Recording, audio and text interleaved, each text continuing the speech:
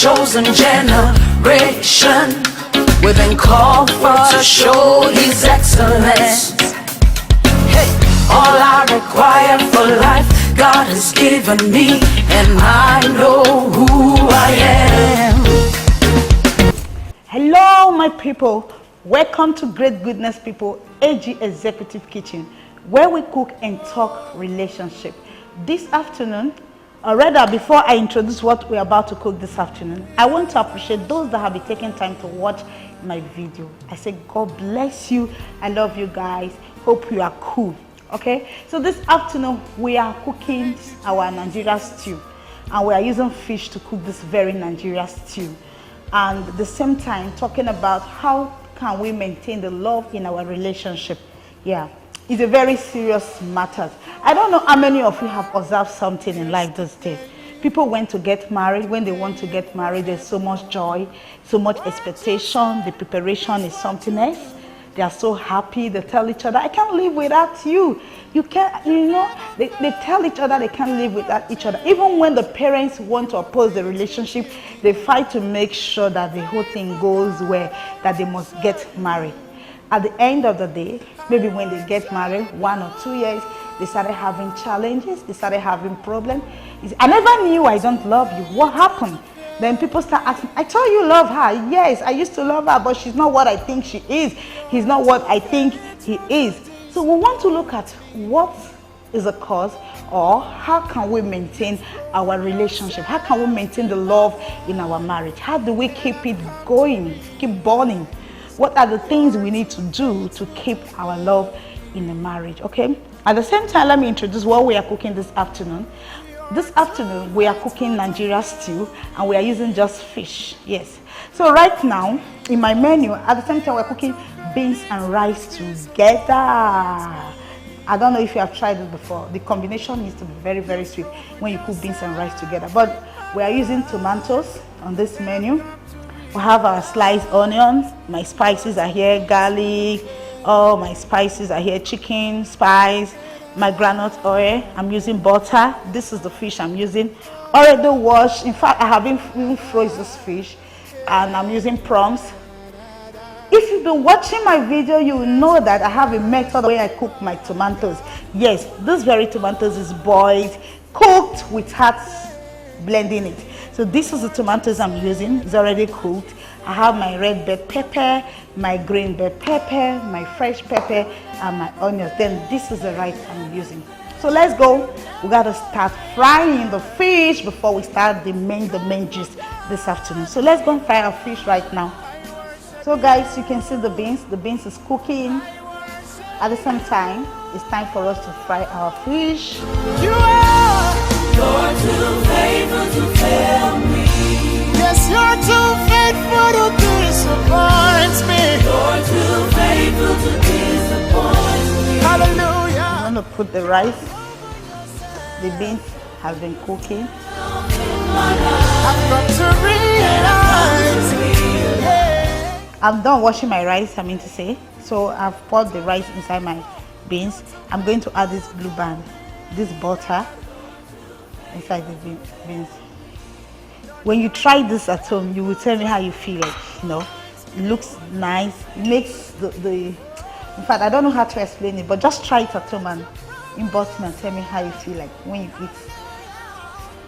So I'm going to cover it to cook. While we allow the rice to cook, we're going to spice the fish now so that we can start frying the fish. So this I'm going to spice my fish. Remember, this fish has been washed.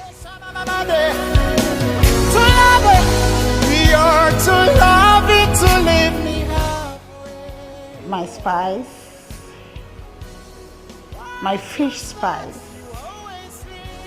Now I'm done spicing the fish. I'm going to fry the fish right now. So guys, let's go and fry our fish right now. As you can see, the oil is very hot, so we're going to put it gradually. Wow, so hot.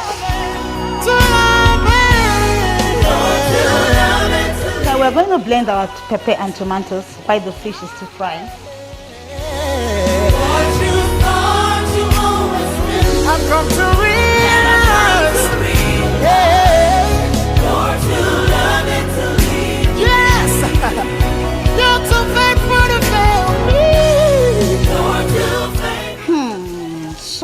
so beautiful. The other blender could not move it too.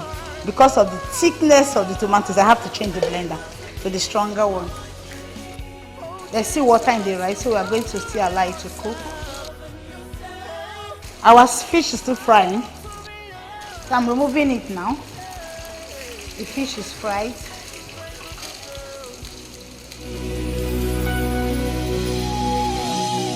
You are too committed. Thank you for loving me more. Welcome back. So right now I want to discuss the main thing on brand. We are looking at what to do that happen or what happens to couples that when they get married, after marriage they don't feel like staying together again. They want to divorce. And meanwhile before they get married, they are so close, they want to do everything together. So we are looking at those things that they don't do that might possibly be a challenge. You know, in my list today, I think that there are so many couples who don't talk things over. What do I mean by talking things over? There are people that they don't overlook things. They stress matters. When things happen in the family, they overdrag it, they overflog it, they don't let it go, you know. They make sure that, you know, somebody wants to be the winner. In any family where couples argue so much, the woman or the man wants to be the winner, wants to prove right, there will always be a challenge. You know it is real that when you have two people that argue too much, argue together so much, they don't argue, it will always bring hatred and misunderstanding to the family. Number two, respect for each other. Respecting each other's privacy, respecting each other's rights. You know, it doesn't mean that when you get married to a man or woman, automatically you can choose the person to be what you want the person to be.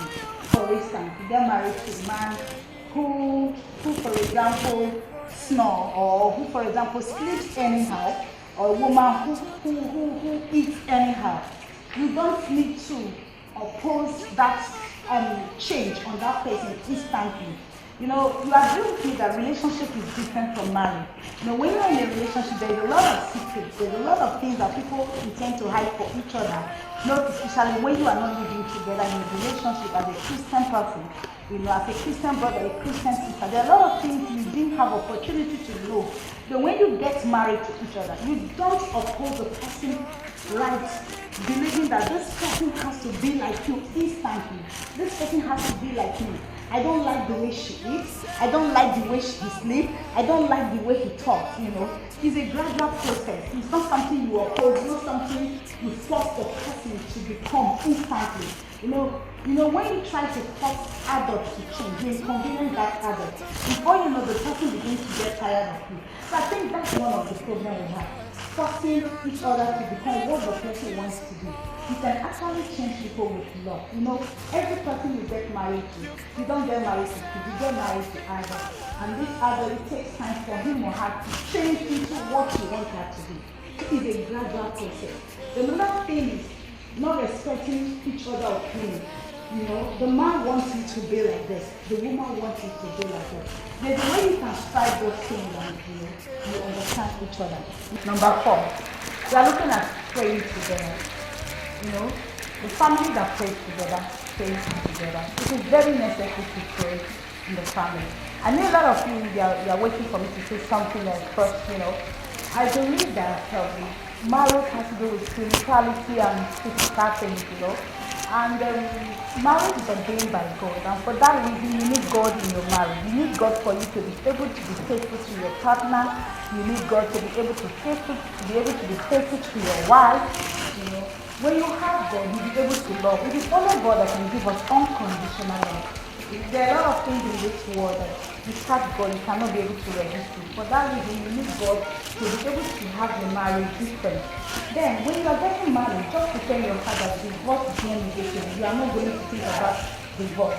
So when you are getting married to your husband or to your wife, get prepared to build that marriage to the way you want it, to the glory of God. That's the aspect of the spirituality talking about. The first one I said, understanding each other, respecting each other's privacy, respecting each other's opinion. You cannot easily change as adults. Meeting a husband or wife under 6 months, you want the person to be like you. For instance, when I got married to my husband, I'm the kind of person that I love hot food a lot. I mean, the food is hot, it's burning me. That's the only way I can enjoy the food. Whether it's sweet or it's not sweet, I just want to eat hot food. So, you know, when I got married to my husband, he was the kind of person that loves hot food. Even how you give me the food, even if it's from the freezer. But with time, whenever we are eating, we tell me this food is so hot. I'll be telling him sorry. And at the same time, trying to balance it, not too hot, not too cold. Because me, I don't like hot food. But with time, he started eating hot food. He even eats the hot food more than me. So that is how you change an adult. You don't just suppose to change instantly. Another thing that I say that causes problem in my marriage, when we are getting married as a husband or wife, we have a lot of people that pretend under relationship. You know, you don't really bring who you are out. Those are the one of the challenges you have. That you see people that are so happy, you are happy for them, they are getting married, they are preparing everything. In fact, the man knows that deep inside his heart, this is not who he is. The lady knows that deep inside her heart, that is not who she is. She lives a fake life, the man is faking her life. That is why, you know, these days I hear people say, you don't need to consult God before you get married. Just make your choice and God will approve it. I disagree with that because God knows the best for you. The Bible says the heart of a man is desperately wicked. You know, nobody can tell except God. So a lot of people pretend in a relationship. And you know, I have discovered that relationships that are based on pretense seem to be sweeter than the real one. Because he fakes his life, he fakes her life. He wants to be anything you wish to see in a man. You see, you as a guy, you see her as everything you wish you have in a woman. She reads you. She knows you are a church guy. She prays very well when you are there. He reads you. She knows that you like church. So he acts as if he's a Christian just to capture you. Then after the marriage, the real character will start coming out. So when you base your relationship based on faith during the courtship, there's bound to be challenges after wedding. Okay? Then secondly, I noticed that people marry out of sympathy. They marry out of what will people say, if I didn't get married to this guy after so many years we have dated, people do that. And because of that, when they get married, they face the challenges, the difficulties in their home. So right now, we are not looking at just what is the cause of challenges after marriage. We are looking at how they get solved. I discovered that in a relationship, it seems to be more romantic, more friendly, more kind, more humble, when the guy just dial your number, you pick it. When the guy call, you pick it. You give to the family of the girl, you become a father. Christmas, after the marriage, you no longer do those things. So if you really want to have a sweet home, you need to maintain the things you did during your relationship. The same life you live with a guy, the same action you display with a girl, you need to still maintain it during this, after the marriage, to continue with that, because the person is getting married to you because of what you displayed to be. So I discovered that after marriage, there's so much over familiarity. The lady becomes so lazy. There's no text message. There's no I love you. There's no those sweet things that you used to say before. So that's one of the things that can actually make us to have challenges in our marriage. Then communication. Yeah. People tend to prefer talking to outsiders more than their partner at home. You see some guys, they don't flow with their wife. But when their wife sees them talking with other fellow friends, they get shocked. Is this my husband? My husband can flow that way. Another thing that can actually cause that, it is possible that the man and the woman, they are two different people. Probably the woman does not really talk what the man wants to hear. The man does not talk what the woman wants to hear. So in this case, it is better to listen, even if when you are not enjoying it. Because listening is very, very important. In as much as communication is very important in a relationship, listening to your partner too is very important. Because I cannot be communicating while you are not hearing. And when I'm communicating, you are not paying attention. That can actually make me get angry. So let us check our writing. Thank you for loving me too much.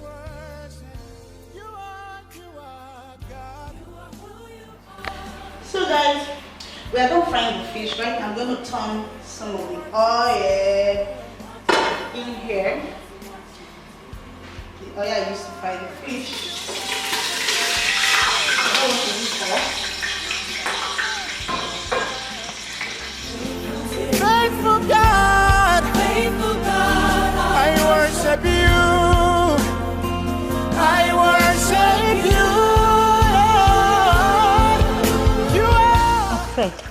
I'm going to put my garlic.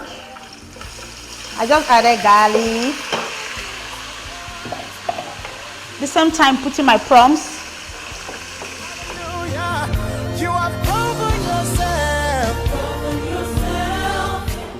I'm going to add my onion. So I will allow these onions to fry very well with the prawns. Thank you for loving me more. So welcome back. Like I was saying, I said pretense can actually cause disaster in marriage, after marriage, because you are dating a person who is not displaying her real self for you, and you marry the person based on what she or he said she is. You know, there's another thing I said: continue your courtship after marriage. You know, don't say, "Oh, we are married." Honeymoon should be something that has to do every day. So we are married, so you know, those things, that thing you see me doing then, it was just a courtship. Let me just warn you. Then let's be kind to one another. You know, what you know that if they do it to you, you won't like it. Don't do it to your partner. Don't do it to your wife. Don't do it to your husband. Then control your temper. You know, don't feel because you are married to your wife or your husband, you can talk down on them. You know, over familiarity. You just walk out of your husband, no respect, no regard. That can actually cause hatred and, you know, bring disaster in relationship. Then you begin to regret, why did I marry this person? Like touching, you don't touch your partner. Some guys actually, it is when they want to have something to do with their wife, they become kind that very day. If it's on Tuesday, it's all on Tuesday, they'll be friendly because there's something you want to do with your wife. You know why? You have misunderstanding with her on Monday, you have misunderstanding with her on Sunday, then on Tuesday, because you are in need of her, you become so friendly. Then when she doesn't respond, when you say, why are you so wicked, things that we have done, and you are still keeping it in mind, oh boy, they be human being. Oh. So if you want to have a loving home, you have to be kind to one another. You have to really treat your partner as equal person. They are also human beings. Don't take advantage of their weakness. If you are a woman and you get married to a man who knows how to pet you, don't always cry on his head because he knows how to say sorry. If you are a man, you have a wife that is hardworking and is lovely, don't always treat her because you know she cannot leave you and she genuinely loves you. You know, when you take people for granted, when you take people for nothing, they will really show you who they are. So that's one of the reasons why we have challenges in our marriages today. Another thing that makes us to have challenges in our marriage today is influence. Being influenced by bad friends. When you are married, there are some set of friends you need to cut off. I hear some men say, you can't change me. I know them before I get married to you. But if you know they are not making any impact in your marriage, why keeping such friendship? Huh? There's no need. Thank you for loving me more. So right now I'm going to put my red bell pepper and my onion, everything together. This is just the red bell pepper, the tomato, the red bell pepper, onion, and fresh pepper. I'm going to add this green bell pepper inside my stew. I'm not chopping it. I'm not going to dice it because I'm going to remove it. So I just want a very nice flavor. So I'm adding it like this so that I can be able to remove it, because this is a red stew. I don't want anything greenish inside, so I have to put it this way while I add my spices. What you start, you always finish. Lord, I've come to realize that you're too loving to leave me. In conclusion today, my advice for you as a couple: remember to buy your wife a gift or your husband a gift, irrespective of the size or how small it is. Learn to buy your partner a gift. Learn to appreciate your partner. Learn to tell them how much you love them and how much you value them. Then learn to appreciate them in public where they have families and friends. It makes, most especially the ladies, it makes her feel wow, you know. No matter how little effort that your husband is showing, even if he's not working, appreciate that little effort. Pray for one another. Love each other. Tell her how much you love her. Tell him how much you love him. Touch each other. Be romantic. Smile. Take away those problems. Don't put the problem on her. Don't put those problems you are facing in the office on him or her. Show love to one another by buying gifts, by sending text messages. Even if you leave the house at the same time, send text messages to your husband. Tell him how much you love her. Send text messages to your wife. Tell her how much you love her. The last time you make love, tell your wife, tell your husband how sweet she is or how wonderful he is on the bed. If you can't talk to your husband, who then will you talk to? I want to talk to our ladies.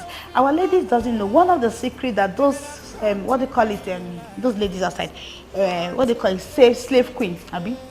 Slave queen used for the men. They send your husband messages telling your husband how good they are on the bed. Of course, you know those things move men a lot because all men are like baby. When you tell him that there's a way he feels in his brain.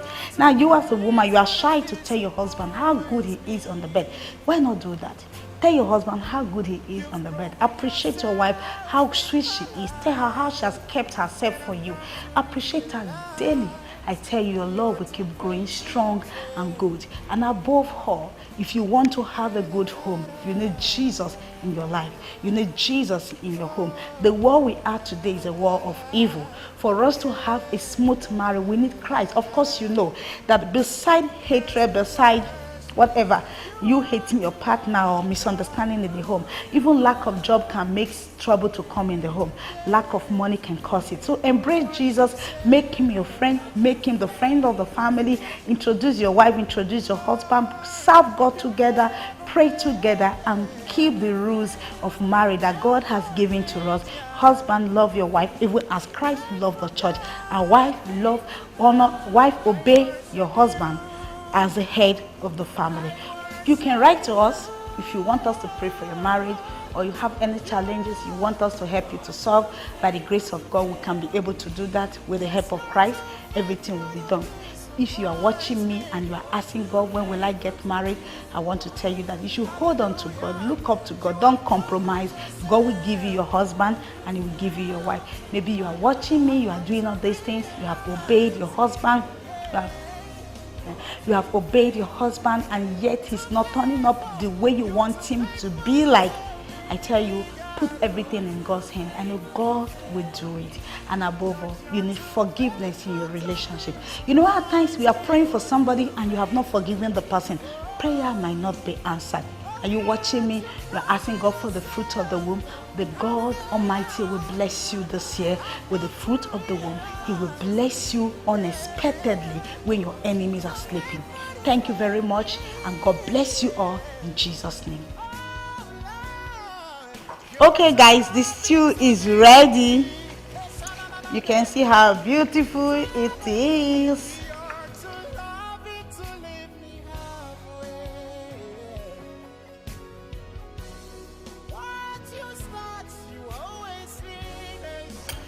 So, oh my God, Mr. Fred. Oh, oh my God, this is wow. Oh boy, this is hot. This is so hot.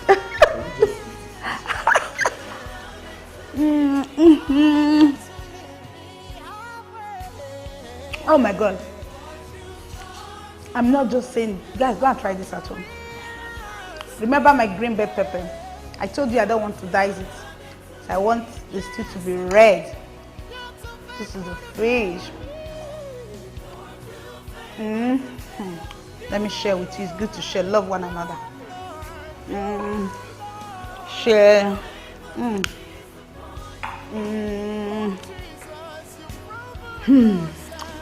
So see you guys. Don't forget to subscribe on my YouTube. Follow me on my Facebook page, my Instagram. God bless you as you share. Love you. See you next time. Mr. Fred, come on the camera.